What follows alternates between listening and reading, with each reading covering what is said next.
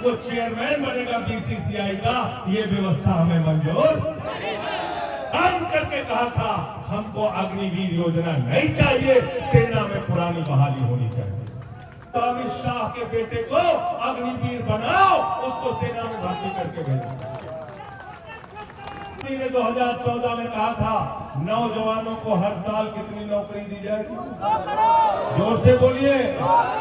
बिहार में सबको याद रहता है, भूलते नहीं कुछ। अरे मोदी जी, हमें 1.5 लाख करोड़ नहीं चाहिए, ये बताओ तुम दिल्ली में बिहार के लोगों को 1.5 फीट की जगह देने को तैयार क्यों नहीं हो? पहले नौटंकी करते हैं, कहते कितना पैसा चाहिए, 25,000 करोड़, 50,000 करोड़, 1 लाख करोड़, 1.5 लाख करोड़, चलो चलो 1.5 लाख करोड़ दे देता हूँ। अरे मोदी जी, हमें 1.5 लाख करोड़ नहीं चाहिए, ये बताओ तुम दिल्ली में बिहार के लोगों को 1.5 फीट की जगह देने को तैयार क्यों नहीं हो? पहले भेदभाव करते हैं।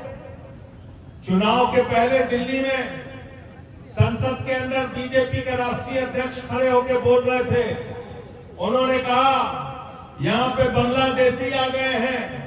मैंने कहा आप तो बिहार के लोगों का वोट कटवा रहे हैं, यूपी के लोगों का वोट कटवा रहे हैं, पूर्वांचल के लोगों का वोट कटवा रहे हैं। उन्होंने कहा ये सब के सब बांग्लादेशी हैं। मैंने उसी समय सदन में खड़े होकर कहा था भारतीय जनता पार्टी के राष्ट्रीय अध्यक्ष महोदय को कि तुम्हारी हिम्मत कैसे हुई हमारे बिहार, यूपी, पूर्वांचल के लोगों को बांग्लादेशी कहने की? सुना था नहीं सुना था? बताओ, सुना था कि नहीं सुना था? मैंने कहा था तुम्हारी हिम्मत कैसे हुई हमारे यूपी, बिहार के लोगों को बांग्लादेशी कहने की? साथियों और दोस्तों, आज दिल्ली में दुश्मन देश के नागरिक की तरह बिहार के लोगों के साथ व्यवहार किया जा रहा है। पिछले कई महीने से लगातार जब से बीजेपी आई है, चुन चुन के जहां पे बिहार, यूपी, पूर्वांचल के लोग रह रहे हैं वहां बुलडोजर चलाया जा रहा है, उनके दुकानों को तोड़ा जा रहा है, उनके मकानों को तोड़ा जा रहा है। इसलिए मैं पूछना चाहता हूं भारतीय जनता पार्टी के नेताओं से, बिहार में रह के बड़ी बड़ी बातें करते हो, दिल्ली में जाके बड़ी बड़ी बातें करते हो, ठीक कहा संजीव भाई ने, जाके झुग्गियों में रुकने की नौटंकी करते हो और चुनाव जीतने के बाद गरीब के घर पे बुलडोजर चलाने का काम करते हो। अगर हिम्मत है तो आज मोदी के खिलाफ, बीजेपी के खिलाफ बिहार के नेताओं को बोलना चाहिए और यहाँ के मुख्यमंत्री नीतीश कुमार को कहना चाहिए बिहारी भाइयों पर बुलडोजर रोको, वरना हम सरकार तुम्हारे साथ नहीं चलाएंगे। ये साहस, ये हिम्मत नीतीश कुमार जी को दिखाना चाहिए। क्या क्या वादे किए गए अब से 10 साल, 11 साल में? 11 साल पूरे हो गए मोदी जी के। हमसे पत्रकारों ने कहा 11 साल पूरे हो गए बीजेपी वालों के। बिहार में जश्न मनाया जा रहा है, यूपी में जश्न मनाया जा रहा है, दिल्ली में जश्न मनाया जा रहा है, पूरे देश में जश्न मनाया जा रहा है। मैंने कहा भाई किस बात का जश्न मनाया जा रहा है? किस बात का जश्न मनाया जा रहा है? जरा मुझे बताओ। भारत के प्रधानमंत्री ने 2014 में कहा था नौजवानों को हर साल कितनी नौकरी दी जाएगी, जोर से बोलिए। बिहार में सबको याद रहता है, भूलते नहीं कुछ। कितनी नौकरी कही थी? 2 करोड़, 2 करोड़, 15 लाख रुपया। 2 करोड़ नौकरी अगर जोड़ लो 11 साल में तो कितनी हो गई भैया? 22 करोड़ नौकरी अगर मिल जाती तो देश में कोई बेरोजगार बचता क्या? बचता क्या? नौकरी के नाम पे धोखा दिया। दूसरा क्या बोले? इतना काला धन लाएंगे, इतना काला धन लाएंगे, बोरे में भर भर के लाएंगे, ट्रैक्टर पे लाद के लेके आएंगे, बैलगाड़ी से लेके आएंगे, हवाई जहाज से लेके आएंगे, लाखों करोड़ लेके आएंगे और हर आदमी के खाते में कितना जमा कर देंगे? कितना? सबको याद है, कोई भूला नहीं है।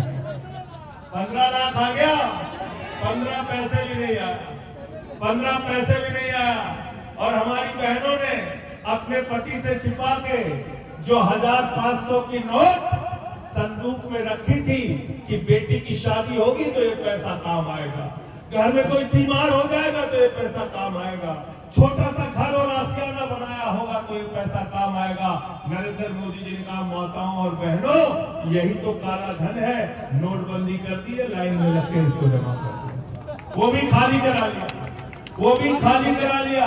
कहा था 15 अगस्त 2022 तक सबको क्या देंगे, क्या देंगे, सबको याद है।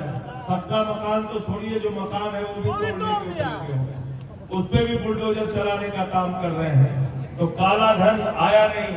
महंगाई पे तो ऐसे ऐसे भाषण देते थे, कहते थे 30 रुपए में पेट्रोल हो जाएगा, 20 रुपए में डीजल हो जाएगा, पता नहीं क्या क्या, बेटियां बचाओ, बेटियां बचाने का क्या क्या बोलते थे। महंगाई आसमान पे पहुंच गई। आज 250 रुपए किलो दाल इस शासन में बिका, 300 रुपए का सरसों का तेल बिका, टमाटर महंगा बिका। महंगाई आसमान पे पहुंच गई। एक भी वादे पर भारतीय जनता पार्टी खरी नहीं उतरी और रोजगार देने के नाम पर भारत माता के साथ विश्वासघात करने का काम भारतीय जनता पार्टी ने किया। और जब वो विश्वासघात किया था, मुझे याद है बिहार के नौजवानों ने सड़कों को जाम करके कहा था, हमको अग्निवीर योजना नहीं चाहिए, सेना में पुरानी बहाली होनी चाहिए। होनी चाहिए कि नहीं होनी चाहिए? अग्निवीर योजना क्या है? 4 साल की नौकरी, 4 साल की सेना में नौकरी। पहले हमारा जवान जाता था, बिहार का, यूपी का, हरियाणा का, राजस्थान का, सेना में भर्ती होता था, सुबह उठ के वर्जिश करता था और जरूरत पड़ने पर भारत माता के लिए अपने प्राणों की आहुति देता था। 17 साल 20 साल सेना में नौकरी करता था। मोदी जी ने कहा सिर्फ 4 साल आपको नौकरी मिलेगी। 4 साल की नौकरी दिया, 3 साल सेना की भर्ती कम कर दिया। 1,80,000 सैनिक आज भारतीय सेना में अगर कम है तो वो गद्दारी किसी और ने नहीं, भारतीय जनता पार्टी ने किया है। जो गद्दारी की बात कर रहे थे, ये है देश के साथ गद्दारी, ये भारत माता के साथ गद्दारी।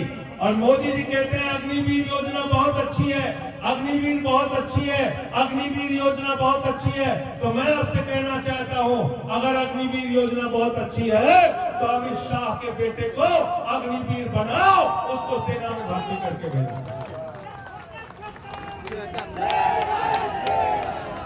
हमारे घर का बच्चा, किसान का बेटा सेना में अग्निवीर बनेगा और अमित शाह का बेटा जैसा जिसको बल्ला पकड़ना नहीं आता, वो चेयरमैन बनेगा बीसीसीआई का। ये व्यवस्था हमें मंजूर। बिहार के नौजवानों को भी सेना की 17 साल 20 साल की जैसे पहले बहाली थी, वही बहाली होनी चाहिए। ये अग्निवीर योजना नहीं होनी चाहिए।